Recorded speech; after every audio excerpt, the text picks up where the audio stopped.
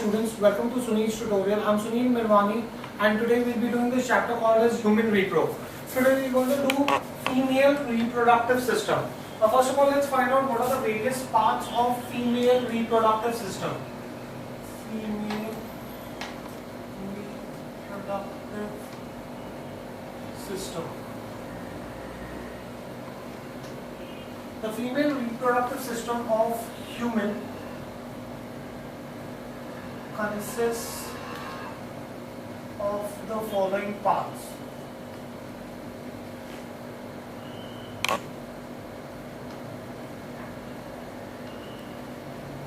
The parts that are present in the female reproductive system, first I will label the parts and then we will discuss them.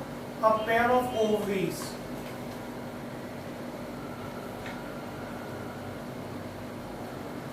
then a pair of oviducts,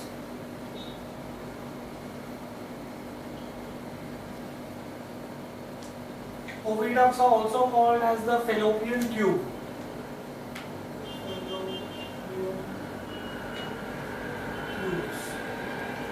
Then you have the uterus, right? Then the next that you have is the vagina. And the last to have is the vulva. This is the external genitalia.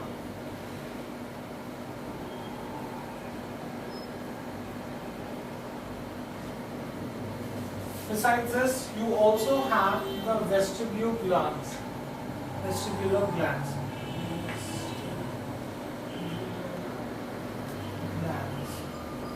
So those are the various parts of the female reproductive system. Now let's try to see each one of them in detail. Let's start with the ovaries. Guys, can you please see the diagram? Here you have the ovaries. This is your ovary. You have a pair of ovaries here. Fine, do we get this in here? So a pair of ovaries is present in the pelvic region, each one below the kidney. They are exactly located below the kidney. The ovaries, they are almond shaped. They are held in position on either side of the uterus by means of strong ligaments. These are those strong ligaments that hold ovary in position, right? Ovaries produce female gamete which is called as ovum, right? They also produce hormones such as estrogen and progesterone, right? So ovaries, let's discuss one by one each part.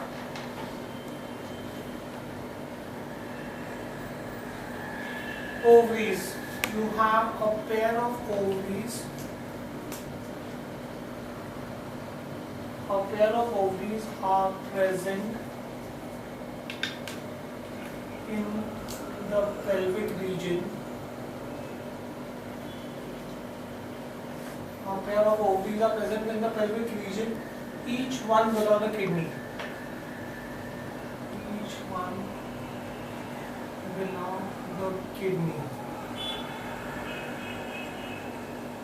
Next, each ovary is almond shaped. Each ovary is almond shaped, held in position,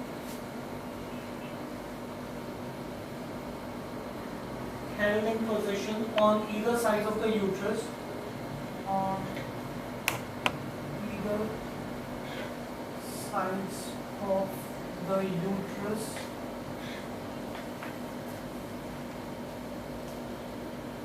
By means of strong ligaments. By means of strong ligaments. Right? Next, function. The ovary produces female gamete called as the ovum. Ovary produces female gamete called ovum. Fine. They also produce female hormones. They also produce female hormones. The hormones that they produce are estrogen,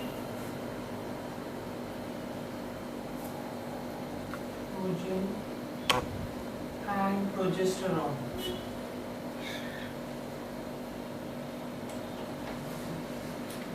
These are the hormones that are produced by the ovaries, right? The next part that you will see is the fallopian tube.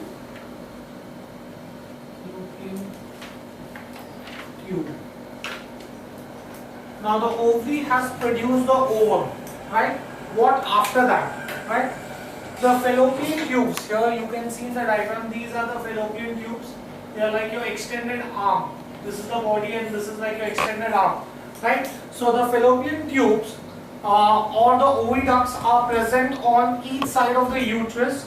Each fallopian tube extends from the ovary to the uterus.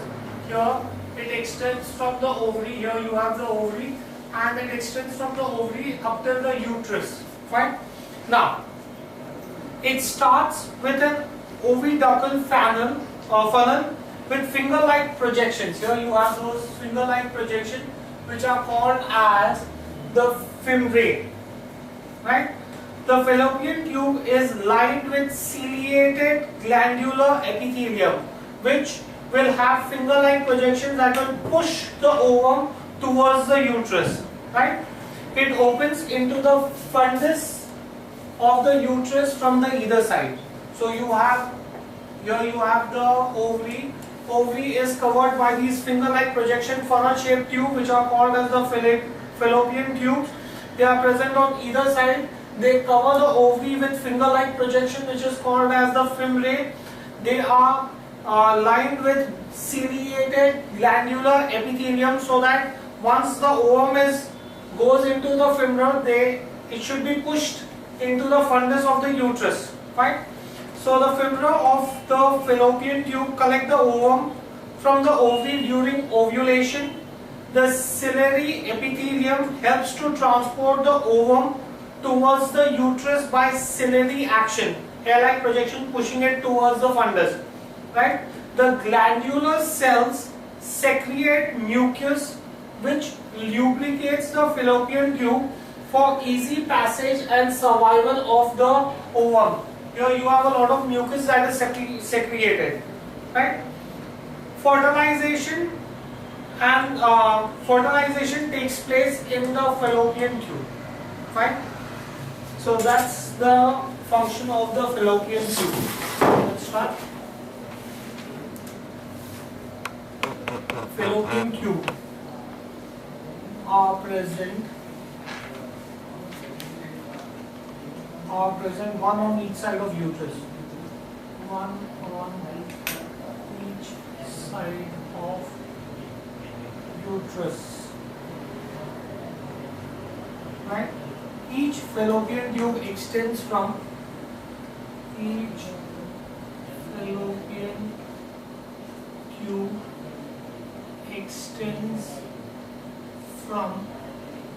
fallopian tube extends from ovary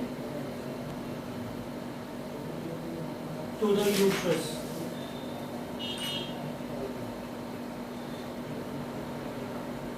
Right? Next, it starts with a funnel and with an oviducal funnel. The fallopian tube starts with a funnel with finger-like processes. Finger-like processes called fimbriae.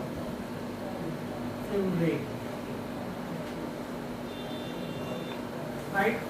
Next, the fallopian tube is lined with ciliated glandular epithelium. It is lined with ciliated and glandular epithelium. Right? Then it opens into the fundus. It opens into the fundus. It opens into the fundus of the uterus.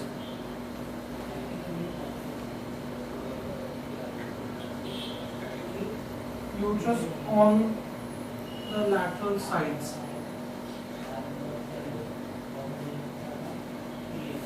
Right? Now, why do we need the fallopian tubes? Right? Function of the fallopian tubes. They help the fimbriae of the fallopian tubes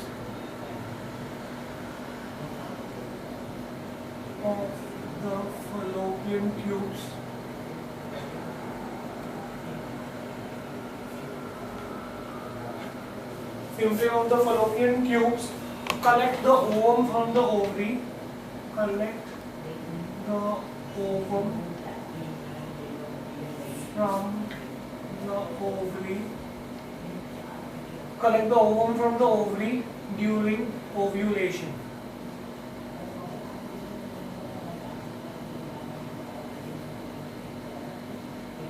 Right? Next, the ciliary epithelium.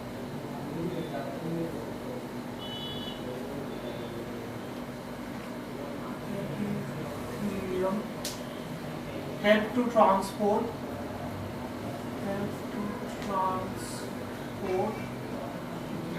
the ovum towards the uterus. Ovum towards the uterus by ciliary action. Right?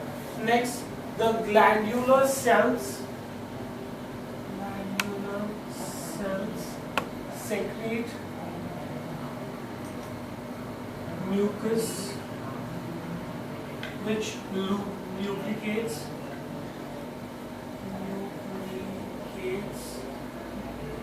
the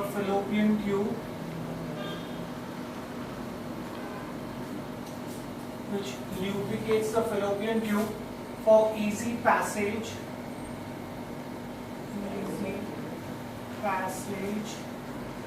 and survival of ovum. Right? Next, fertilization takes place.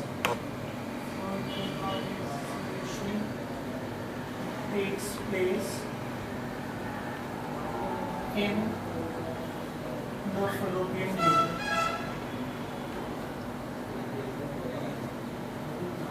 So that's the function of the fallopian tube. Right? Next, let's move to the third part, that is the uterus.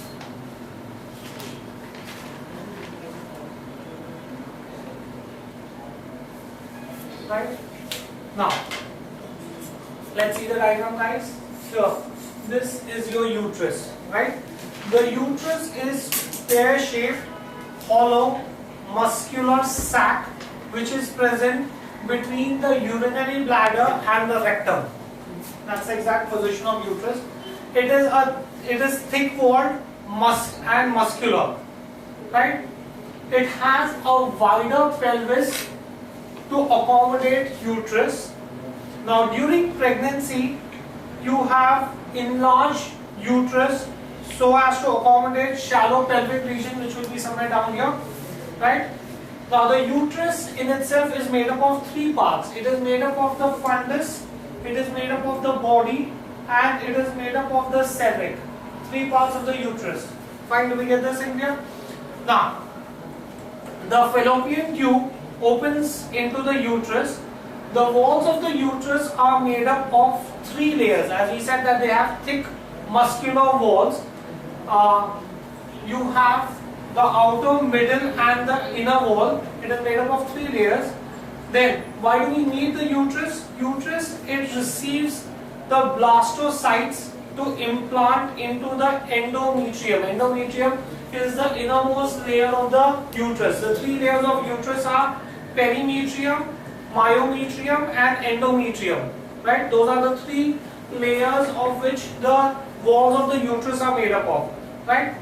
Now, the uterus provides full protection and development for the fetus. It nourishes the fetus through placenta till birth. It accommodates the growing fetus. Right? So those are the functions of the uterus. Right? Let's write this down, guys. Uterus is pear-shaped, hollow, muscular sac present between urinary bladder and rectum. Right? It is thick-walled,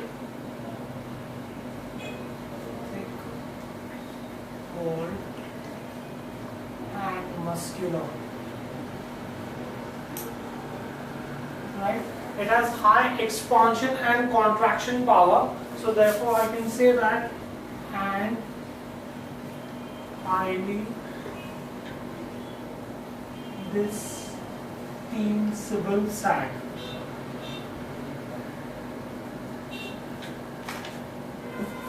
It can expand and contract very easily, right? Now, the wider pelvis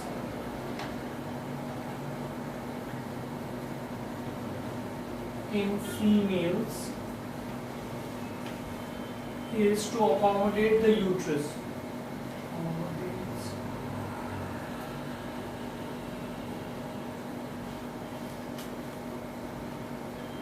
Right? Now, during pregnancy,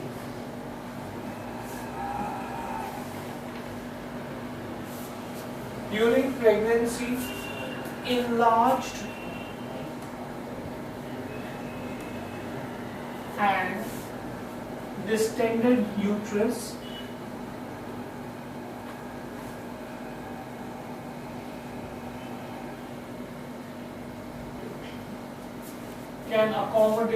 can be accommodated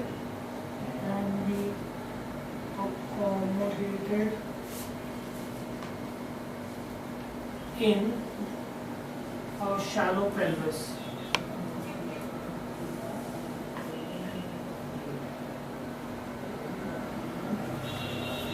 The expanded uterus can even fit into the shallow pelvic region. Right? Next, wider and shallow pelvic enables easy passage of child during the childbirth. Wider and shallow pelvis enable easy passage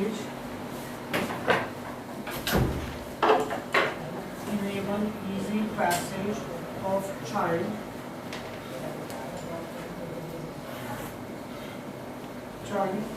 during childbirth.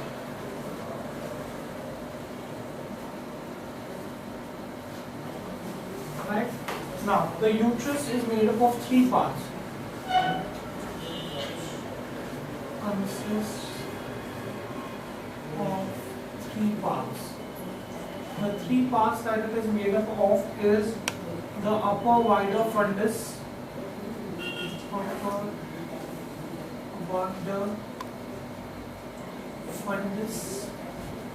then it has the middle part, which is the body. Middle part is the body, and the lower narrow part,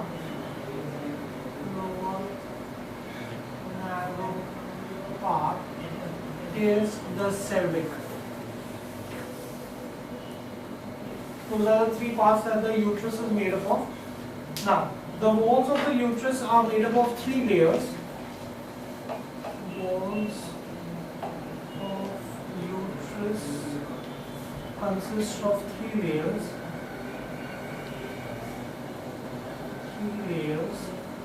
The three layers are the outer perimetrium,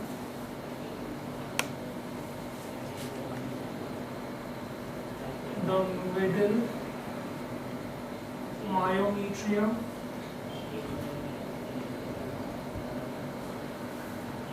and the inner endometrium. It is this middle myometrium which is highly muscular. Right? Now, functions of uterus. It receives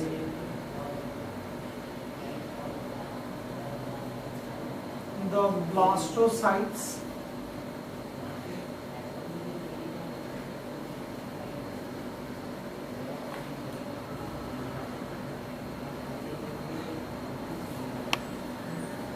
right? We'll be doing blastocytes in detail somewhere a little later in the chapter. That's after the male and the female gamete combine, you have the blastocytes form. So it receives the blastocytes to implant it into the endometrium. That's the first function. It provides full protection to the developing fetus. It provides full protection to the developing fetus.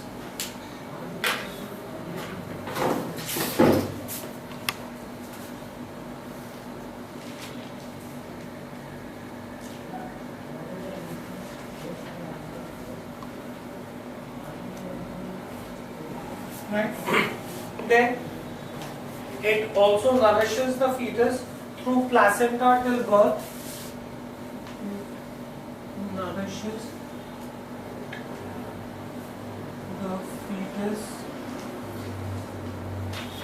through placenta till birth.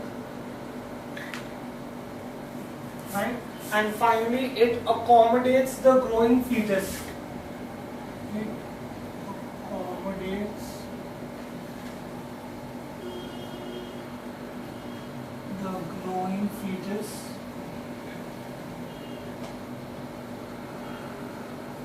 as it is highly dispensable. Right? That was the uterus. Next, the next part is the vagina. This was 450. The fifth part in the female reproductive system is the vagina. Now, can you just have a look at the diagram, please? You have cervix of the uterus. Now, cervix is the lowermost part of the uterus. It opens into the next part, which is called as the vagina, which is about 7 to 9 centimeters in length. Again, it has a highly muscular wall which can expand and contract. It is lined internally by a mucous membrane. The opening of the vagina is blocked by a thin membrane which is called as the hymen. Right? Now, vagina. What's the function of the vagina? It receives the penis during copulation. It receives the semen and it provides the passage for the discharge of the menstruum. It acts as the birth canal when the childbirth takes place. Right? Let's see this. Cervix is the lower part.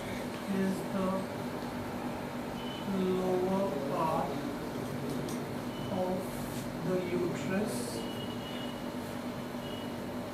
and opens into the vagina,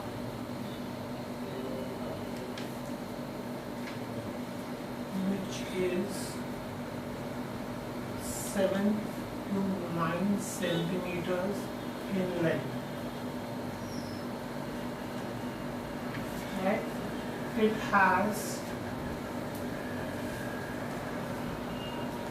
distensible walls, muscular walls, right? Then it is lined internally. It is lined internally by mucous membrane.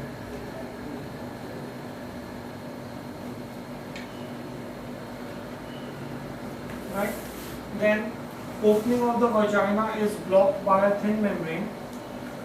Opening of vagina is blocked by a thin membrane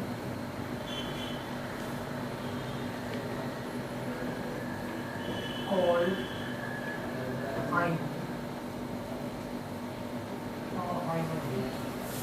Right?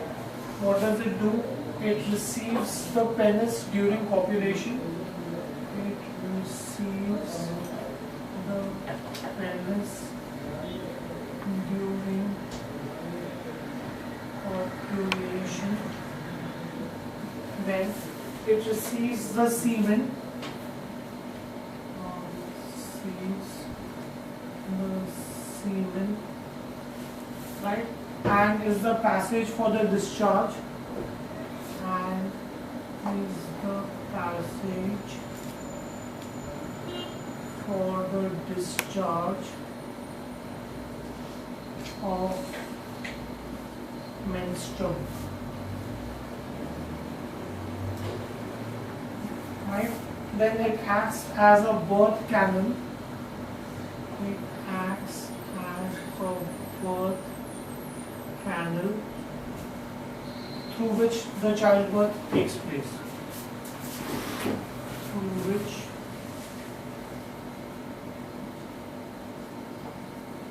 the childbirth takes place. Right? So that was the vagina. Next, let's see the next part is the vulva. Next part in the female reproductive system is the vulva. Right? Now, the female external genitalia is called as a vulva. Right? What is it made up of? It is made up of two pairs of fleshy folds. I don't think it's shown in the diagram here. Right? It is made up of two pairs of fleshy folds. The outer fold is called as the labia majora and the inner is called as the labia minora. Fine. The labia minora is encloses a space within the vestibule. So after the vestibule you have the vestibule opens into the labia minora, which then opens into the labia majora. Right. The uterus and vagina opens separately into the vestibule. Now, it has a small elevated structure which is called as clitoris, which is present at the anterior end of the labia minora. Again, that's not shown in this diagram. So, those are the various parts of the vulva. Right? Let's see this. The female external genitalia together. Female external genitalia together is called vulva. Right? Then it is made up of two pairs of fleshy fold. It is made up of two pairs of fleshy folds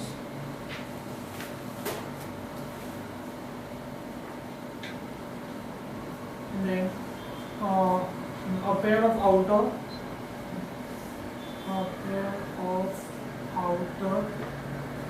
labia majora. The outer fold is called as labia majora and the inner fold a pair of inner labia minora. Right? The labia minora encloses a space. Labia minora encloses a space within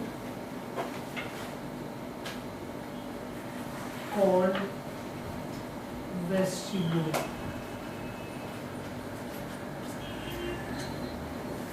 Right? Then it also has a small elevated structure. A small elevated structure.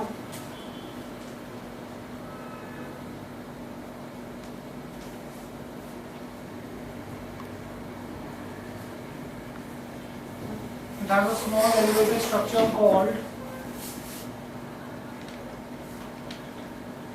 clitoris is present at the anterior end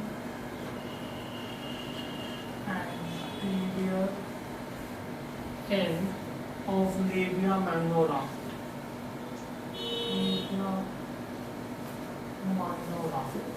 Right? So that was the external female genitalia. The next thing that you have is the vestibular glands.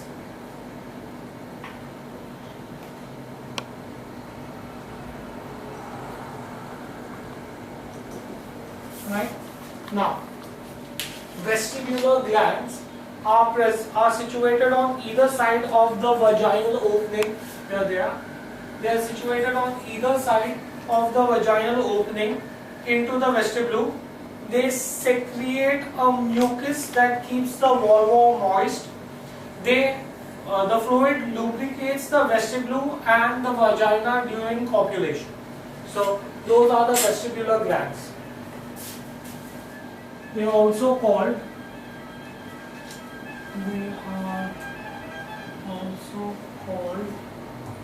the Bartholomew glands. See the question. Next, they are situated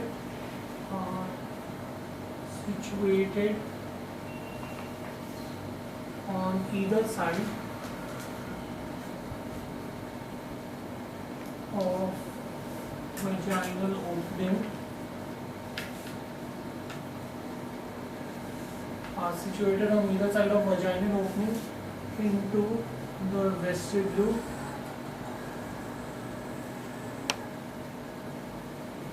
Right? They secrete mucus.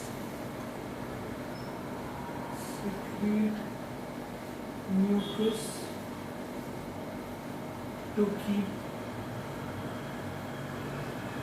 the vulva moist.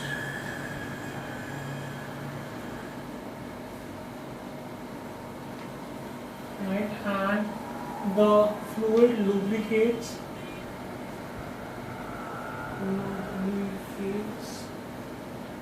the vestibule.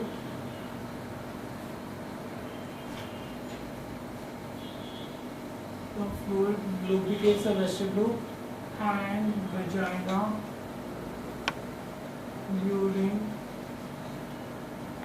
copulation. So those were the various parts that are present in the female reproductive system. Now let's try to see the TS of ovary. We said that the first part is the ovary. Next thing that we will see is the transverse section of ovary. Let's try to understand the transverse section of ovary, guys. Can you see this? This is my transverse section of the ovary. Now, in the transverse section, what we understand is that the ovary is made up of two parts. It is made up of this outer part, which is called as the cortex. Here is the cortex, right? So the outer cortex, which has stroma and it has dense connective tissue, and it has the inner medulla. Here is the inner medulla. It has the inner medulla with connective tissues, lymph and nerve fibers. The cortex is dense, has dense stroma, and it is covered with germinal epithelium. Here what you have is the germinal epithelium. Now the germinal epithelium cells undergo a process of meiosis to develop large number of follicles. Here, see the development of follicles. From here you have these follicles developing, right? Small, it goes on becoming larger and larger. From where do these follicles come? These follicles come from the germinal epithelium.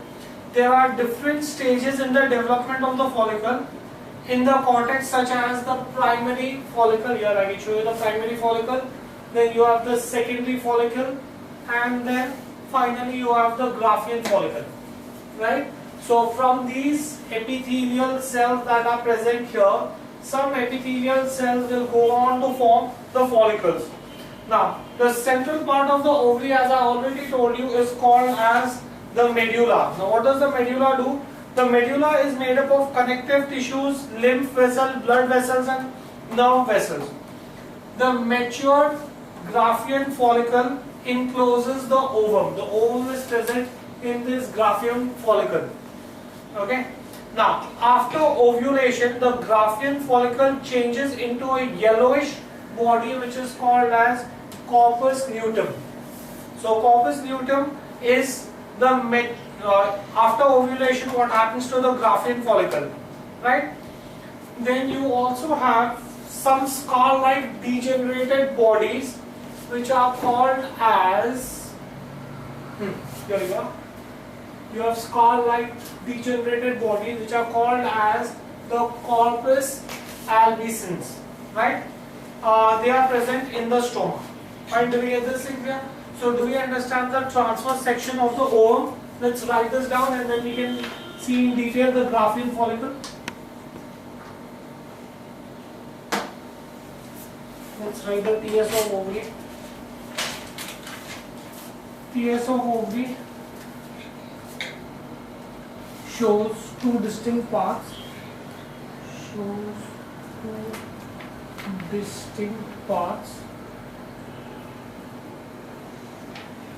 The first is the outer cortex with stroma and dense stroma of dense connective tissue.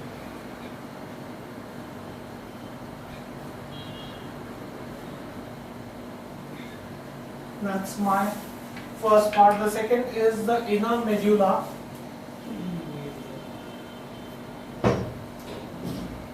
The inner medulla with connective tissues,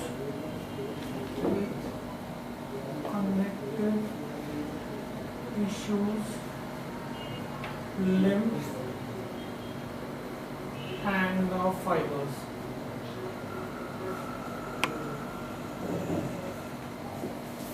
Fine. Now, I can say that the cortex has dense stroma. Cortex has dense stroma, that's the jelly-like fluid, and is covered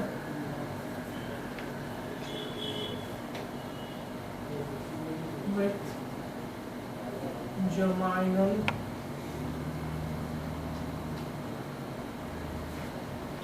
epithelium.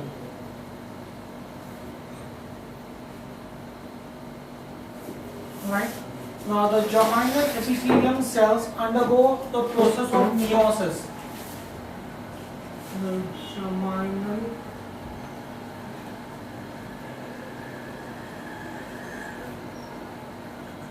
epithelial cells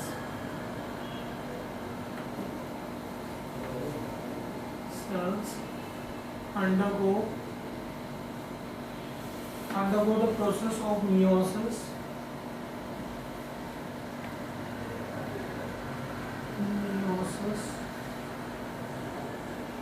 Undergo a process of meiosis to develop large number of follicles. Develop large number of follicles. Right? Now, there are different stages in the development of these follicles. Note this out.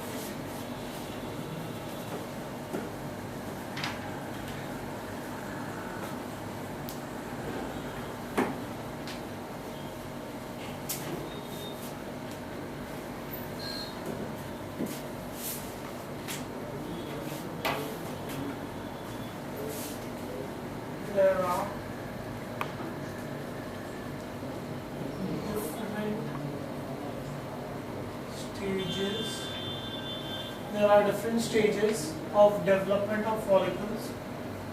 Development of follicles in the cortex,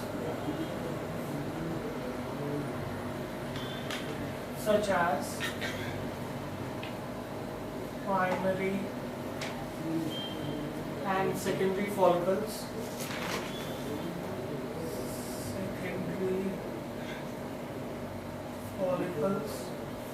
And Graafian follicle.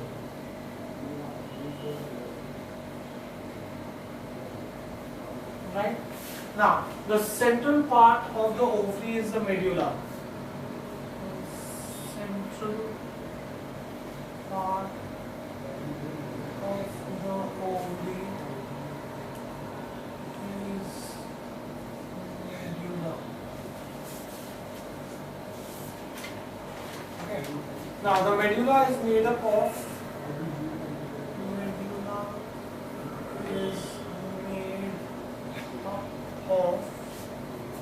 fibrous connective tissues,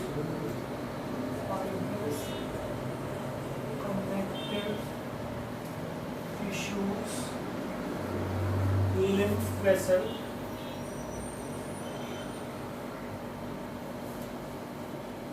blood vessels,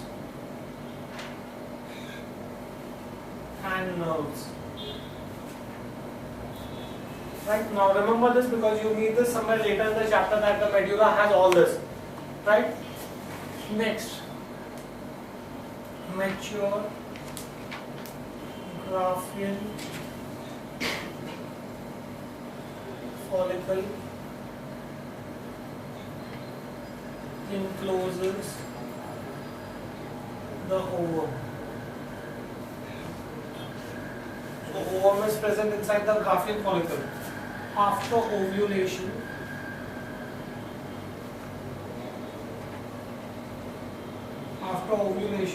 the Graafian follicle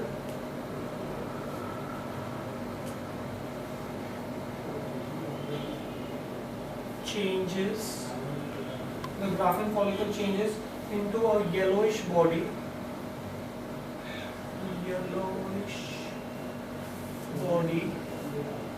Called corpus luteum.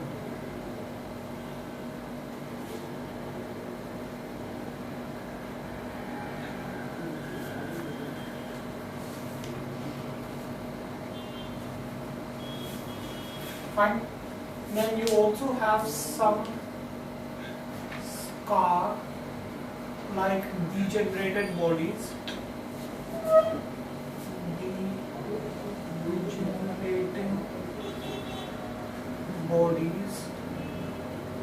You have some scar-like degenerating bodies called corpus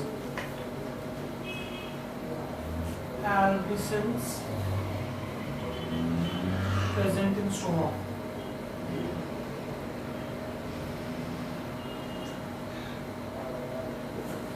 Right? So that was the TS of the ovary. Now, let us see the structure of the Graafian follicle. The next thing that we need to see is the Graafian follicle. Here is the structure of Graafian follicle. This is the structure of the Graafian follicle. Now, the Graafian follicle is a mature follicle surrounded by 3 layers. Here you can see that it is made up of 3 layers. The outer layer is called as the theca externa.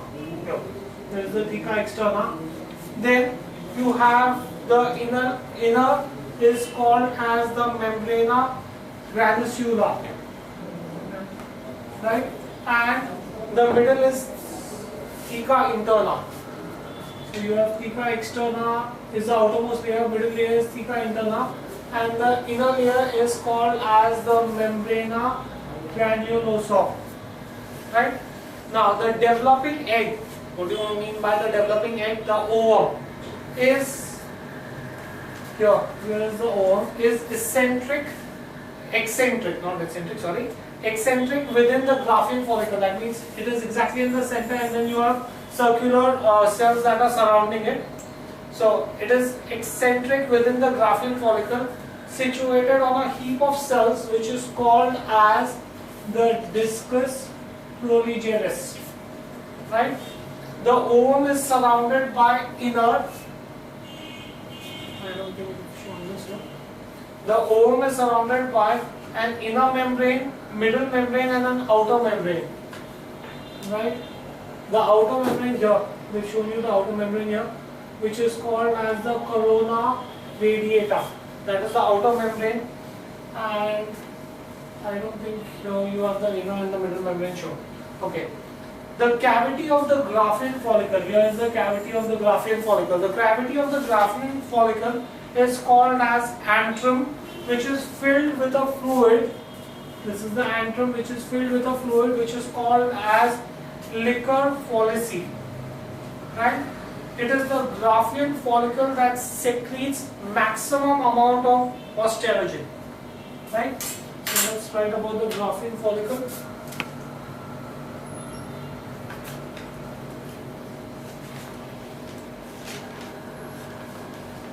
Graafian follicle. The Graafian follicle is a mature follicle.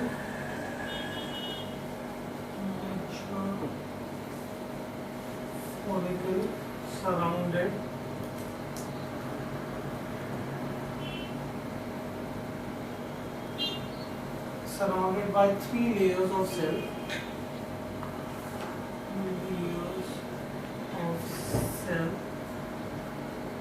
They are, so the outer membrane is made up of 3 layers of cell.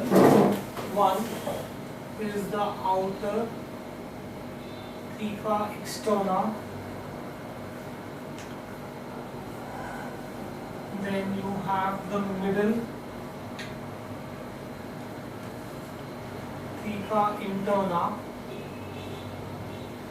and then you have the inner, the innermost membrane is called as the membrana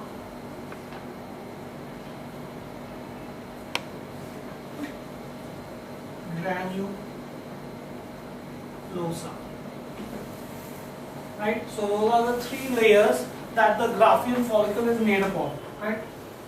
The ovum is eccentric. Eccentric means it is surrounded by a concentric layer of cells. The ovum is eccentric, it is exactly at the center, and then you have cells surrounding it. Right? Within the ovum is eccentric within the Graafian follicle.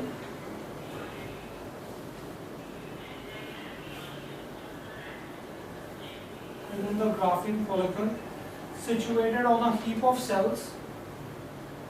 Situated on a heap of cells called discus proligerus.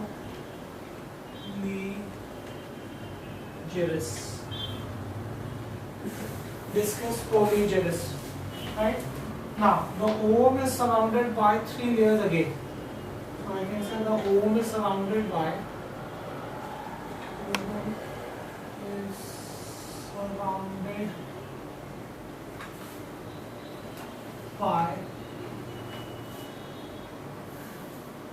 the inner layer of cells, which is called as vitelline membrane.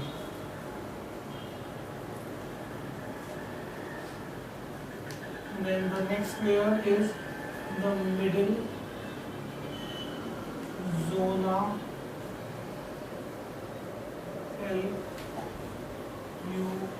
pellucida, the zona pellucida, and the third is the outer corona radiata. Those are the three layers which surround the ovum. The ovum is held in center by a heap of cells which is called as the discus proliferaris. Right? Now you also have a cavity of Graafian follicle. Cavity of Graafian follicle is called antrum.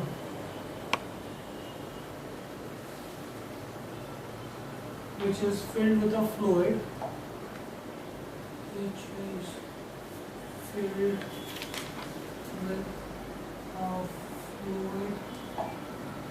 called liquor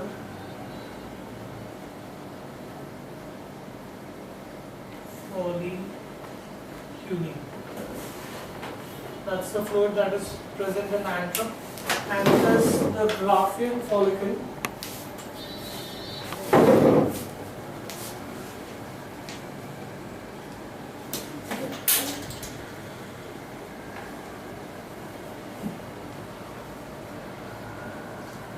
Right?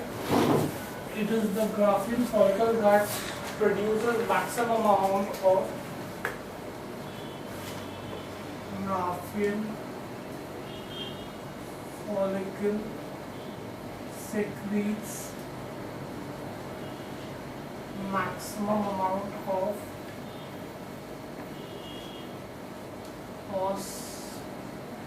estrogen. Right?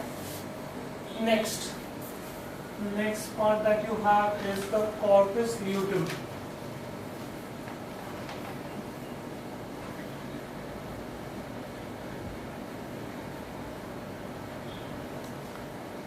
Now, as we have already discussed that after ovulation the Graafian follicle changes into a yellowish body which is called as the corpus luteum. Now, the corpus luteum is developed from an empty follicle of the Graafian follicle at the end of ovulation. How is it developed? It is developed under the influence of the hormone LH, luteinizing hormone. Now, in the absence of pregnancy, the corpus luteum degenerates to form a mass of tissues which is called as your corpus albicans. Right? I said that you have certain scarred bodies present in the ovary. Those scarred bodies are these are those mass of tissues that have degenerated. Now, why do I need corpus luteum? Corpus luteum secretes the hormone progesterone under the influence of LH. LH is luteinizing hormone. Right? What does progesterone do? Progesterone increases the thickness of the endometrial layer. Remember that we had discussed this, that you had the endometrial layer. So it increases the thickness of the endometrial layer, as a result of which takes place to increase the blood capillaries and the glands which are going to be present in it. Right? It develops placenta after implantation. It maintains the pregnancy by keeping endometrium intact. It inhibits the formation of new follicles in the ovary during pregnancy. Right? The corpus luteum is retained till the 8th month of pregnancy. During the later period of pregnancy, corpus luteum is regressed and work is taken over by the placenta. In the absence of pregnancy, corpus luteum changes into the corpus albicans. Right? So that is your corpus luteum. A During pregnancy, it will make sure that no new ovary comes in, and if no ovulation takes place, it discharges the mass of cells and tissues. Right? So corpus luteum is developed from the empty follicle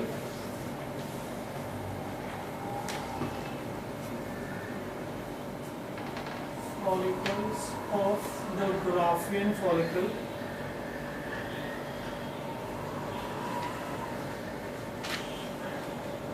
at the end of ovulation under the influence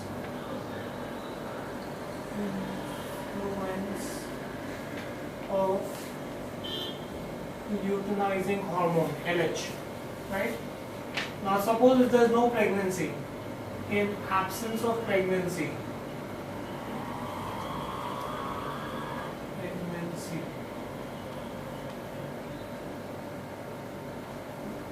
corpus luteum degenerates.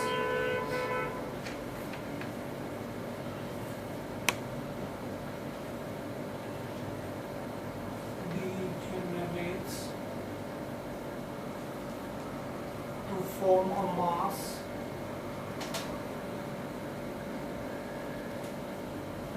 tissue, to form a mass of tissue called corpus albicans. Those are your scarred bodies, right? And why do I need corpus luteum in the ovary? Right? Corpus luteum cells secrete corpus luteum cells secrete the hormone progesterone under the influence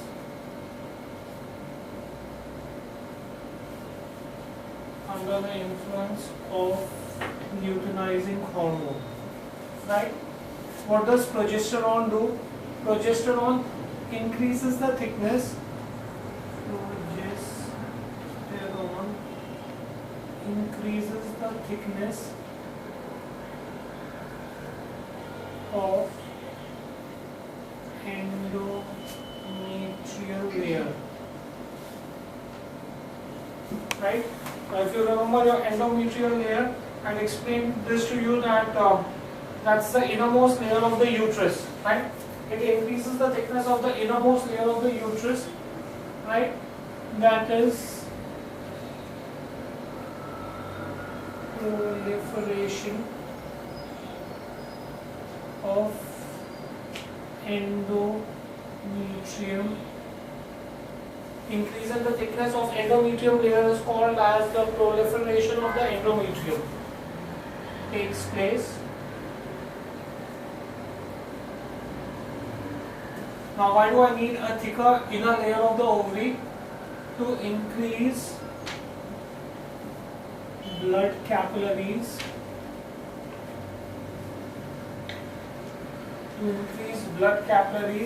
And endometrial glands.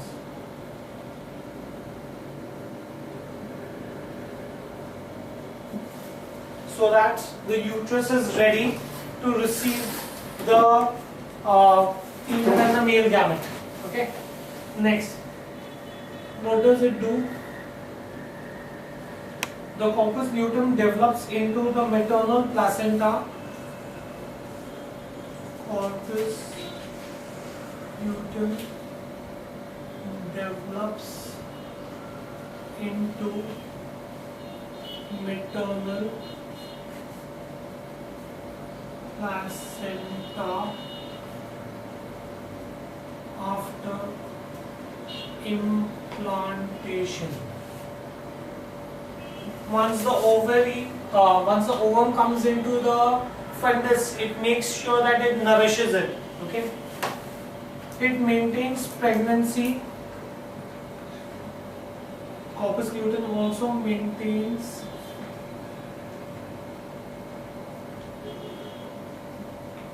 pregnancy by keeping endometrium intact. So long as there's proliferation of endometrium, there would be a lot of blood capillaries and a lot of glands that would keep the pregnancy intact, right? It also inhibits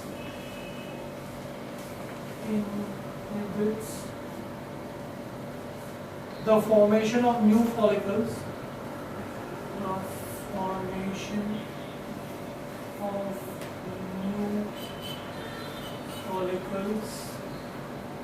It inhibits the formation of new follicles in the ovary. Right? Then it is retained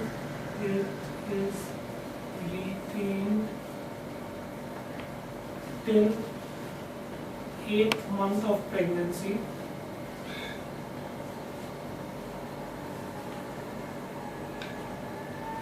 It is retained till the 8th month of pregnancy. Right? During the later period,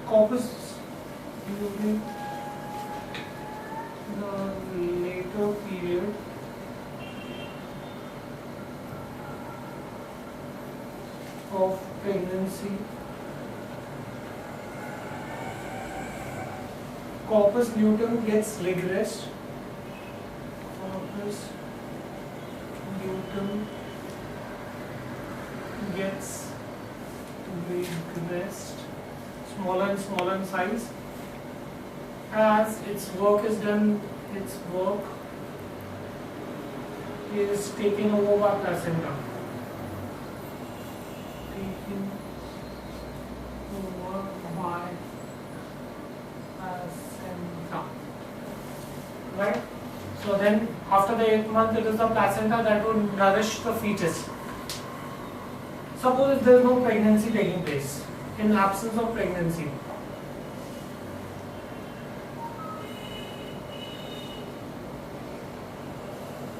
corpus luteum changes into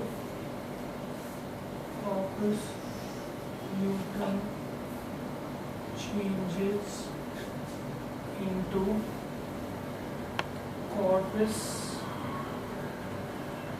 albicans, right, which is a non-functional part, right? Now, let us see what are the hormones that are responsible for all this, right? Which are the hormones that are present in the ovary? Let's see the hormones of the ovary.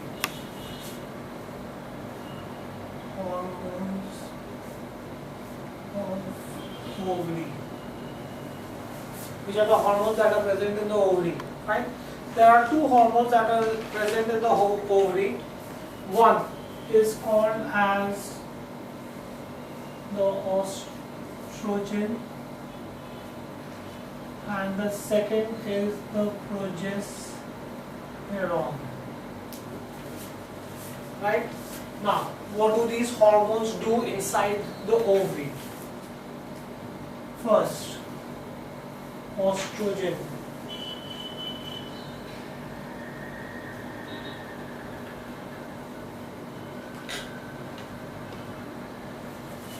Now, it is responsible for female secondary sexual characters. It is this hormone that produces the female secondary sexual characters. It is also responsible to stimulate the development of mammary glands. It stimulates the endometrial wall to produce the uterine glands. It stimulates, the estrogen, stimulates the pituitary to release LH for the process of ovulation. So, those are the functions of estrogen. It is responsible for female secondary sexual characters. it stimulates the development. It stimulates the development of mammary glands.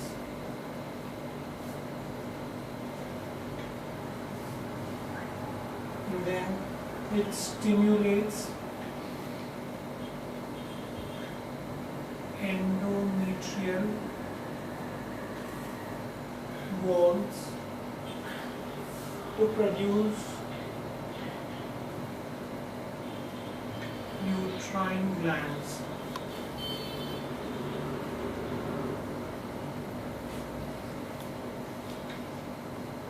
Right? Then it stimulates pituitary.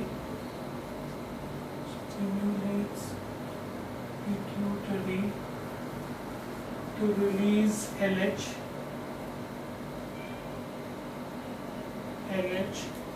for process of ovulation.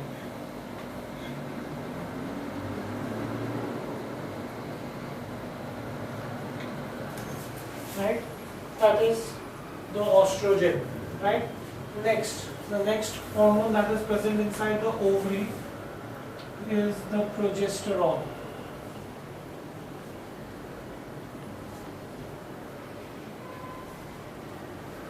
That's the next hormone that is present inside. What does it do? It maintains pregnancy. It inhibits the production of FSH, follicle stimulating hormone, from the pituitary during pregnancy. It maintains pregnancy and it inhibits the production of FSH from pituitary gland during pregnancy.